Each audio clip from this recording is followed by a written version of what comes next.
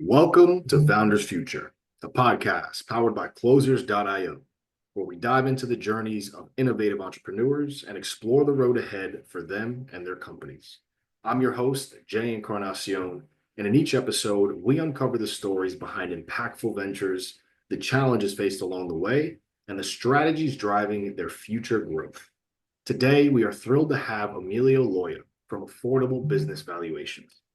Based in Pittsburgh, Pennsylvania, Affordable Business Valuations offers expert business valuations starting at just $33,250 compared to the industry's $8,000 to $20,000 valuations, empowering small business owners to plan exits, secure loans, and make informed financial decisions.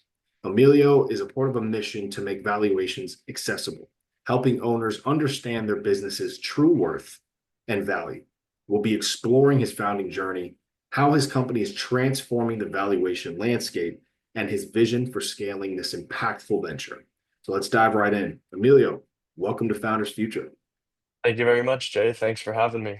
Absolutely, man. A pleasure to have you on the show. Excited to get into this and what you guys are focusing on in this space. So, with that being said, take us back to the beginning for our listeners, if you can. What specific problem in the business valuation landscape really inspired you to start Affordable Business Valuations? Yeah, so I grew up from a very young age. I had two parents as entrepreneurs. My dad, CG Loya, owned a consulting company, and we have about 65 clients on any given year. And he noticed that about three to five left because they were selling their business or they were going to merge with another company. And oftentimes they were just taking whatever was offered. They weren't saying, hey, I want to ask $2 million. They were just going out and getting an offer and going with that. And when we asked why, it was all because of the price. Mm. So we essentially, when I came on board about a year ago, we decided to try to make valuation services more affordable to that smaller to medium-sized business owner. I love it. So, with that being said, definitely would want to understand a bit more of the nuts and bolts of what you're doing here. It seems like a very straightforward process, but walk us through for our listeners who, again, are many founders and entrepreneurs. And if there are any out there that are looking to exit their business and they want to come work with you, how are you generating revenue today as far as the core offer goes? I know that you have the valuation package, expert consultations. How is this structured for your clients, and who do you really love to work with the most as far as your ideal client goes? Yeah, so we're usually working with smaller to medium-sized companies. So usually we say under 20 million in valuation. And typically how an owner or someone looking to sell is going to come through our process is they're going to have a discovery call with someone like me to essentially make sure that, they need a valuation. We've seen it where people they think they need one, but they don't really need one at the stage they're at. And we'll tell them that. So assuming they everything checks out and they need a valuation, we put them onto one of our CPAs who's actually we're licensing a software program. So that's how we're able to keep our costs down. So we still have a CPA or a certified valuation analyst actually running the numbers, but they're no longer sitting down by hand and carrying the one and stuff like that.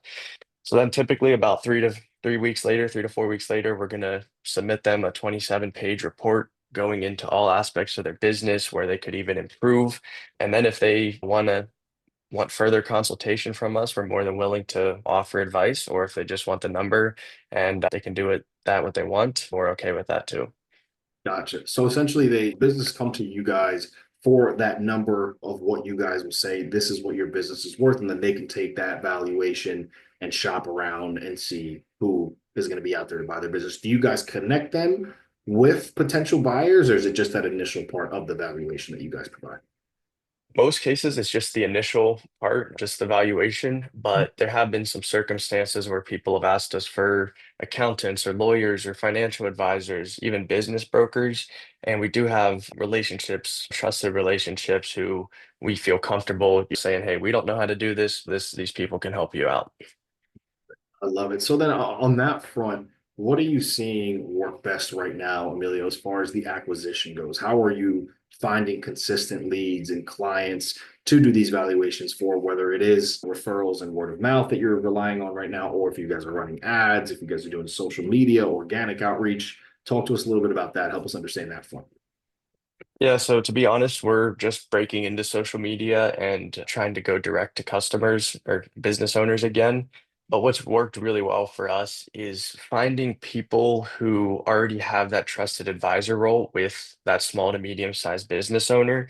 So, like financial advisors, CPAs, accountants, lawyers, business attorneys, people who they deal with these business owners every single day. Because what we've seen is business owners aren't thinking about valuations until right before they're going to sell. And oftentimes that can lead to some challenges when they're actually going through the selling process. So essentially, you guys are looking to partner with those CPAs, financial advisors, accountants to get referrals of their clients, push them to you guys. Talk to me a bit, with that being the case, that there's definitely a lot of legwork, outbound work that goes into that. How are you thinking about and approaching the ideal of scaling the business? As far as, are you thinking about running ads at a certain point? How are you approaching that idea of scale? Yeah, just like you mentioned, we are currently looking into developing marketing campaigns through LinkedIn outreaches, email campaigns, even just blowing up our social media. Because, yeah, like you mentioned, I recognize that in order to scale and scale quickly, you can't be doing all the work. And I tell business owners this all the time, your business is worth less if you're the one wearing all the hats, you're the chief cook and bottle washer. So for us to scale, I do see a big part of that being social media, digital marketing, and also going direct to customers. Incredible. I love it. I love it. Obviously, have with being a year under your belt, having that mindset, that scale mindset, which is why I love being the host of the show, right? Because so many different walks of life, so many different founders, and just being able to get an inside look at how you guys are really running things, operating things is incredible. So, truly a pleasure and honor having you on the show so far, Emilio. So, with that being said, what does the sales process look like right now for you guys? Are you running the show on this side of the company from start to finish? Do you guys have a sales team, a marketing team, or is it the Emilio show right now? Yeah, so right now we have people doing the valuations, but in terms of sales and marketing, it is still very much 100% on my shoulders. Like I said before, I'm looking for those center of influences, those referral sources. So a lot of my day, quite honestly, is spent going to networking events, having one-on-ones with people. And like we talked about earlier, if we want to scale quickly, I might need three Emilios in three different cities to go out and attend networking events if that's what we find works best. If we start this online marketing campaigns and they start taking off, maybe we stick with those and we'll pivot then. But so far, we'll stick to what we know and what has worked well in the past.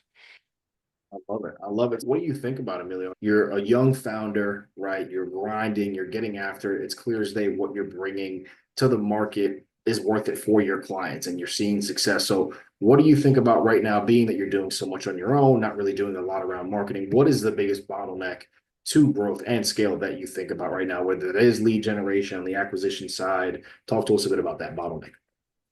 Yeah, so we have a very simple business that's the reason I wanted to get into it. Yeah. But really I see two big bottlenecks, like you mentioned. One is we just brought it up is I can only do so much. If we want to scale, I'm gonna have to bring on whether it's a sales team or some type of management team to handle the operations.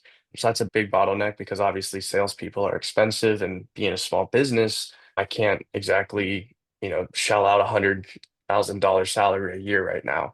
So that would be one bottleneck. And then the other is finding people to actually do the valuations. Not a lot of people have that expertise or have a lot of experience in that area, even if they are a CPA or accountant. So finding those people that you really trust, because at the end of the day, we're dealing with money. Whatever we say can be held against us if we're under or over on a valuation. So we want to make sure those are accurate. So those are the two biggest bottlenecks I foresee. Not so much right now, but as we scale and try to grow.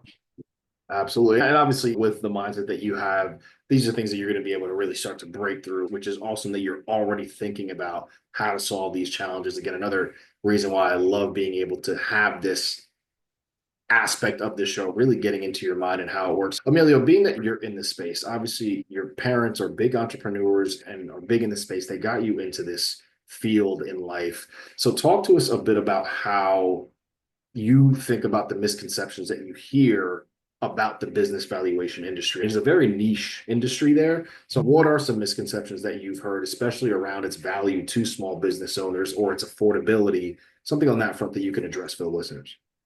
Yeah, so like you mentioned, it's a niche industry. Not a lot of people think about it until they have to. So a couple things we've seen is business owners think that their business is worth a lot more than it is. It's simply because they put their blood, sweat, and tears into the business. And unfortunately, other than maybe some goodwill, that's not going to show up on a balance sheet or a tax return. So that's definitely a big misconception is, hey, I just need a valuation right when I'm going to sell the business. Arguably, you should have a valuation 5, 6, 7 years before you're going to sell because you still have some time to at least increase that value if it's not what you want. Another thing that we've been seeing is people think that these valuations have to cost $20,000 and they don't. Obviously, if your business is worth 500,000, a $20,000 expense is a major cost. But there are companies like us, there's a few other ones out there too that can do them for cheaper. And I say a small business owner needs to have that accurate number, just a $100 million company. And if you give $100,000 to your financial advisor, you're calling them every quarter to make sure to the penny how much money is in there. But what I've been seeing is business owners aren't checking on their how much money is in their business until a year or 2 years before they're going to sell. And by then, it's pretty much set in stone. There's not much you can do to change it at that point. Yeah, no, it definitely makes sense on that front. So, with that being said, Emilio, clear as day that you have some big aspirations for the business here. Talk to us about that. Paint us that picture. What does it look like in your mind for the rest of 2025, going into 2026, whether you have specific revenue targets you're aiming for, impact goals, performance goals? What are you really laser focused on for the rest of the year to keep growing and scaling the business? Yeah, so last year we did about 100,000 just in top line revenue. My goal for end of 2025, or I guess middle of 2026, would to be at around 200,000 in revenue, so pretty much doubling in size in about a year. And to do that, I do recognize that we're going to have to generate a lot of leads for that. But I do see opportunities through the digital marketing and going direct to business owners, whether it's through Instagram, through LinkedIn, emails, because I think that can bring in the amount of leads we would need to then go out and hire more people, obviously, to do more work. And quite honestly, in the next 12 months and beyond, I would say we're looking to break into some other cities as well. We see this as a 50 state and a major city strategy, and it's more about figuring out the playbook in Pittsburgh. And then once we have that, let's go duplicate it wherever we want, essentially. I love it. So with that, let's get hypothetical. Then knowing where your vision is, wanting to continue to grow, scale, really hammer down the system. If I were able to bring a genie into the room with us right now, snap our fingers and provide you with unlimited resources, Emilio, what are you implementing immediately for that growth? Think immediately it's going to be one, making sure that we have enough people under our belt to do the valuations. Because obviously you can't go out and sell a bunch if you can't fulfill the work. But then two, it would be to develop that sales or marketing team. So maybe hiring one or two individuals that could go out there and actually do what I'm doing now, so I could focus more on growing the business rather than actually trying to make one or two sales in a week. Absolutely makes sense there. On that front, obviously, as we were speaking about, this is a niche industry. So, how do you see in your mind the business valuation industry evolving in the coming years, especially with your affordable approach that you have? How are you positioning affordable business valuations at the forefront of that evolution that you're picturing? Well, quite honestly, it'd be dumb kind of not to keep your head on a swivel in this industry. I see in a couple years there will be more companies that can do valuations at our price point, if not a little bit lower. So right now, another thing I'm trying to do with social media is taking an educational approach. So I'm trying to establish affordable business valuations as an educator. So like I said, a lot of business owners aren't thinking about valuations. So whether that's just giving them different reasons why they might need one or telling, stories of other business owners who have gone through the process, that can establish us as an educator in the industry. Oh, and by the way, we do valuations as well. So that kind of keeps us at the top of people's list, even if we're not the cheapest price out there. Absolutely. I love it. I love it. So, with that being said, clear as day, where you are, where you're trying to go, you have a huge runway ahead of you being so young in this space. So, just again, incredible to be able to get an inside look at what you're doing. I want to take us into the lightning round before we close out, just get a little bit more insight into your mind here. The first question I have for you on that front is going to be As far as a tool or a resource goes, Emilio, whether it's a financial insight, a business strategy, an AI tool, what's been a game changer for affordable business valuations this far? Yeah, I would say, like you mentioned, AI, we're seeing it in pretty much every industry making significant impacts. And for us, or at least for me, it's just been good to get my information out there in clear and concise ways. And where I used to spend maybe an hour or two thinking about a blog post or a newsletter, obviously I'm checking it, but I can get that done in a lot quicker of time. Also, just owning a business, a small business is lonely.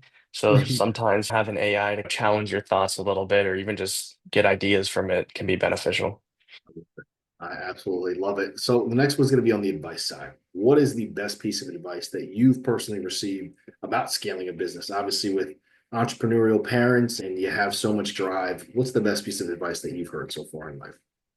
It might sound a little bit cheesy, but just go for it. There's a lot of people out there who they know a lot of information about an industry or on a topic, and they wonder if they could go out on their own, but they never actually do. And I would say just go for it because if you're betting on yourself, I like to bet on myself, and I'm probably going to win most of the time. And you never know if you try. So I say get out there, get after it. And the worst thing that happens is you're going to have to go through challenges and you're going to learn from those and make pivots and in 2 or 3 years, you'll be a better person because of what you learned. Love it. And then just to wrap us up here, what is a piece of advice, Emilio, that you can give to our listeners tuning in right now? Could be potential clients of yours, other founders, entrepreneurs who are either just starting out in business or in the middle of it and want to have that drive and see success like you're seeing. What can you offer them before you wrap up? Yeah, always be curious, always want to learn, and always meet new people. You never know when you show up to a networking event who you're going to meet and who they might be for you or if you can help them. And so just keeping an open mind, even when the road is rough and you're going through a hard time, keeping in mind that you have to learn, you have to meet new people and just expand your mind. Incredible. With that right there, ladies and gentlemen, that is going to wrap up another inspiring episode of Founders Future. Emilio, just want to thank you again. Again, so young, driven, coming on the show, sharing your incredible journey and your insights with us. As I mentioned, it's clear as day that you're going to do some incredible things in life with your career in the space. I'll be keeping a keen eye on you. Definitely want you to come back on the show, share your successes with us maybe in the next year. And just, yeah, a pleasure being able to hear from you on the show today.